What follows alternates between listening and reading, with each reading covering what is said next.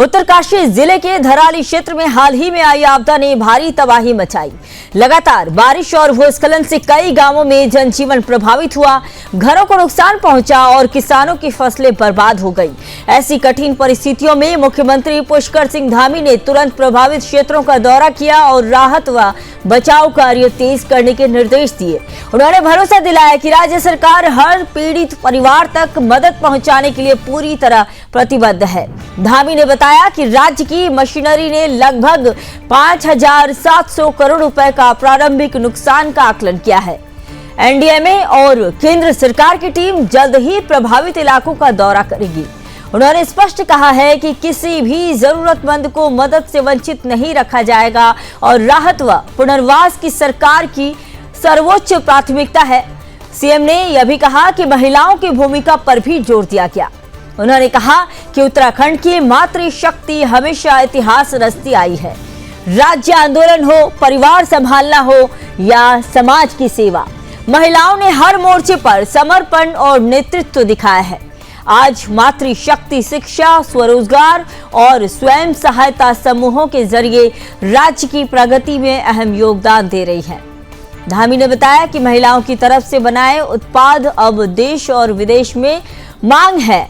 उन्होंने प्रधानमंत्री नरेंद्र मोदी का संदर्भ देते हुए कहा कि यह दशक उत्तराखंड का होगा और इस प्रगति में सबसे बड़ा योगदान मातृशक्ति का होगा। मुख्यमंत्री का मानना है कि उत्तराखंड की महिलाएं परिश्रम और कौशल से भरपूर हैं और आने वाले समय में यही मातृशक्ति राज्य में सबसे बड़ी क्रांति की वाहक बनेगी।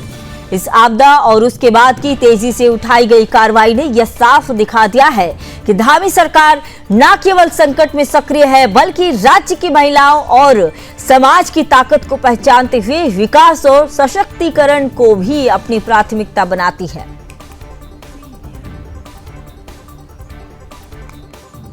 देखिए, पहले दिन ही जिस दिन हमारे यहाँ धराली में आपदा आई थी, धराली आपदा में ही आदरणीय प्रधानमंत्री जी ने और आदरणीय गृह मंत्री जी ने हमें पूरा भरोसा दिलाया था कि हर परिस्थिति में वो हमारे साथ खड़े होंगे, हर प्रकार की हमारे राज्य के लिए जो सहायता होगी सहायता करेंगे।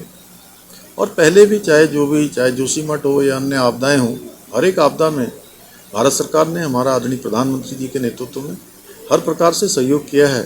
जो हमारे एक प्रारंभिक आकलन जो राज्य की मशीनरी ने किया है, सभी जिलों से आया है, लगभग 5700 करोड़ का आकलन किया है, उसको अभी हम लोग, चूँकि भारत सरकार की भी एनडीएमए और एक टीम यहाँ पर आएगी, वो टीम आकलन करेगी और हमें पूरा भरोसा है कि भारत सरकार हर बार की तरह हमारा सहयोग करेगी। मातृ शिशु दर में जो एक हमको उपलब्धि प्राप्त हुई है, हमारा एक शानदार आंकड़ा आया है। निश्चित रूप से ये जो महिलाओं का सुरक्षा और सशक्तिकरण दोनों पर हमने जोर दिया है, तो उसी के परिणाम आने प्रारंभ हुए हैं और हमारे राज्य में मातृशक्ति का बहुत बड़ा योगदान हमेशा से रहा है।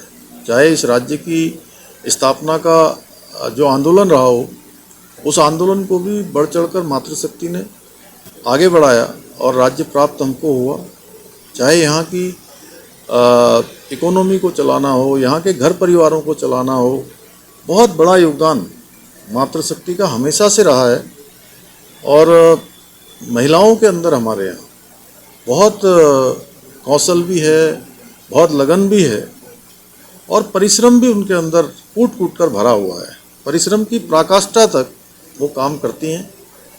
और प्रदेश के अंदर हमारे आज जितने महिला स्वयं सहायता समूह चल रहे हैं या अन्य प्रकार के उत्पाद वो बना रही हैं, वो पूरी तरह से उनकी क्वालिटी बहुत ही शानदार है और उनकी मांग आज देश दुनिया के अंदर बढ़ रही है।